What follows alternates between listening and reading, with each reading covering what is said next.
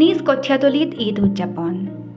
বিগত বৰ্ষৰ দৰে চলিত বৰ্ষতো নগাঁও কঠীয়াতলীত বিশ্ব শান্তিৰ বাবে নিজ কঠীয়াতলী আঞ্চলিক ঈদগাহ ময়দানত আজি বিশ্বৰ ইছলাম ধৰ্মাৱলম্বী লোকসকলৰ সমান্তৰালকৈ ঈদ উল আজহাৰ নামাজ আদায় কৰে। ৫ সহস্ৰাধিক লোকক ঈদৰ নামাজ পঢ়ায় মুফতি আবু হানিফাই।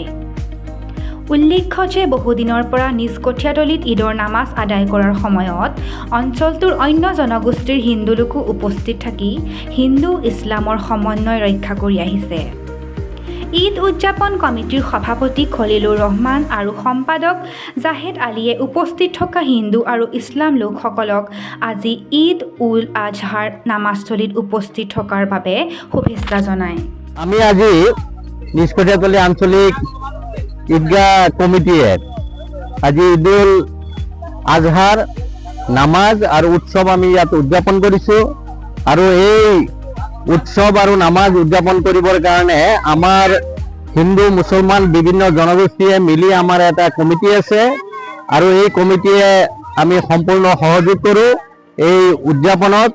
আৰু আমি সকলোকে যে ধৰ্মই যি বিৰোধ যি অনৈক্য এয়া যাতে পৰিহাৰ কৰি এক আজি ঐক্যবদ্ধ অসমীয়া জাতি আৰু এখন সমাজ আমি গঢ়ি তুলিব পাৰোঁ, এয়াই আজিৰ জৰিয়তে আমি এই বাৰ্তা গোটেই সমাজক আৰু অসমবাসীক দিব বিচাৰিছোঁ। নমস্কাৰ, আসসালামু আলাইকুম।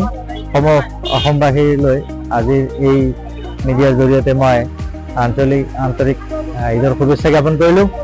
আৰু লগতে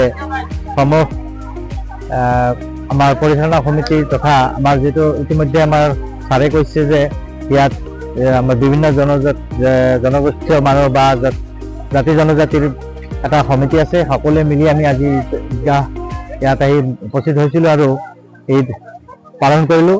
লগতে আমাৰ এই ঈদৰ জৰিয়তে আমাৰ গোটেই অসমবাসীত এটা ভাতৃত্ববোধ গঢ়ি তোলক তাৰে আমি কামনা ৰাখিছোঁ।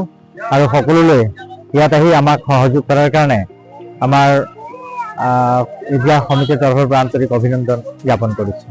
পুনৰবাৰ সকলোলৈ ঈদৰ শুভেচ্ছা জনালোঁ। ধন্যবাদ।